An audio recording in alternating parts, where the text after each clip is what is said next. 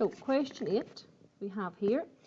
Which average, the mean, mode or median would be most suitable for each data set? Explain your choice. Okay, so we're told here the data is fairly evenly spread, but there is one extreme value at the upper end. Now, the extreme value means that all the other values must be quite close, and suddenly there's a really large number far, far away from the rest of the numbers. So it would actually skew and end up affecting all the data.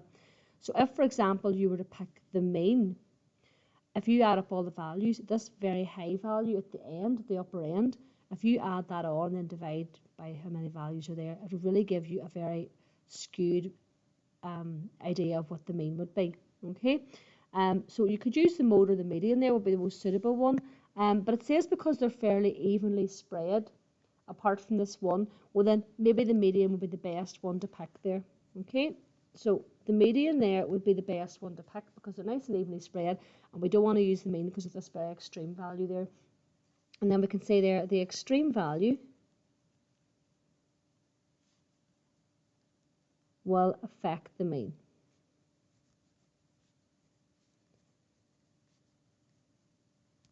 Okay, the next one there, one value appears much more frequently than the others and is not at the upper or lower end of the data. So because we're told that it appears much more frequently, we're actually thinking that that would be the mode. The mode is the one that occurs most often. So if you have a piece of data that has actually appeared more frequently than others, then this must be, if it was an answer for something, then it's obviously the answer that's been given. And we're told that it's not at the upper or lower end of the data, so it must be in around the middle there.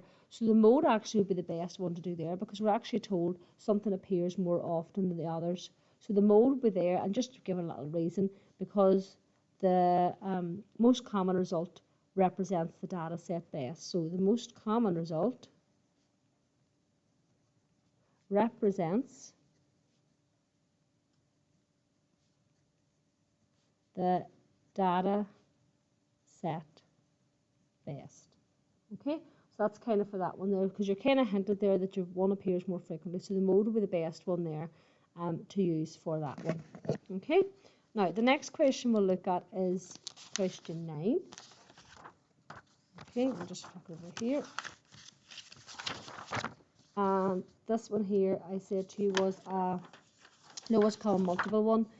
So maybe what you have done is maybe you listed out the numbers. So you're told here a school timetable has been arranged. The day can be arranged in 30-minute classes or 50-minute classes or 60-minute classes. No matter which of the three choices is made, the total daily teaching time will be the same. Ignoring the time for break or lunch, what is the daily teaching time? So what you're trying to do is find the lowest common multiple for 30, 50 and 60. What that might mean you do is if you want to just list out 30 and keep going up in 30s, list out 50, keep going up in 50s, and list out 60 and keep going in 60s, up in 60s, you will come to a common number, and that will be the lowest common multiple. That's actually not too bad to do listing out. So you could do it that way, or you could do it the other way. And I'm going to do it the other way as well, because I want to just show you something what happens whenever you have three values there.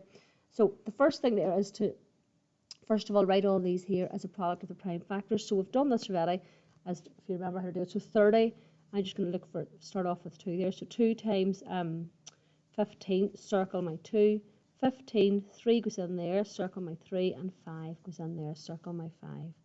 50 then, I'll start with 2 and 25, and then 25 can be split into 5 and 5. And then 60, we'll start off, I'll just start with 2, so 2 and 30, circle your 2. 30, you could, doesn't matter if you do 2, so 2 times 15, you could do 3 there as well. We'll do the 3 down here, so 3 times or 5. And I'm going to write out those 3 numbers there. So we have 30 is 2 times 3 times 5. 50 is, see that there, so 50 is 2 times 5 times 5. And 60 is 2 times 2 times 3 times 5. Okay, now I'm just going to write them. You could write them like this as well. I'll just do 2 times 3 times 5. 2 times 5 squared, just because I'm going to show you now a way approach that you could use as well. Okay, so to find the lowest common multiple of these 3 data sets, What you can do is, remember we said before, when there's two values, you look for what's common in the list, okay? Now, because there are three numbers, I'm going to do that. So I'm going to look here, I've got 2, because there's one in every one of those, and I'm going to circle the 5, okay? So it's going to start off with our 2 times our 5, okay? Now, because there are three numbers, what you can also do as well is you look for ones that occur in both lists. So the 2's occur in all three, the 5's occur in all three, and then you can also do the 3 occurs in 2 of the lists. So if I sort of circle just to kind of round about there, get that 3. Because there's 3 lists, you can count that as 2 occur in there in the 2 lists. So really I would count that 3. So you have 2 times 3 times 5, and then what you can do is multiply by the numbers that are left over, which is 5 times 2. Okay, and if you multiply all those, you'll get 300. Now, the other way that you can do this here is, because it's just with 3 lists, it's slightly different, but the other way that you can do this is for the lowest common multiple, you can look with numbers with the highest powers. So this is why I've written this down here. So for lowest common multiple, you can look for numbers with the highest power. And this also works for just having 2 numbers, but you might find it easier this way if you have more than 2 numbers.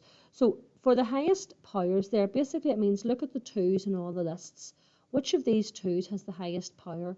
This one here, because there's 2 of them there. So we just write that one there down.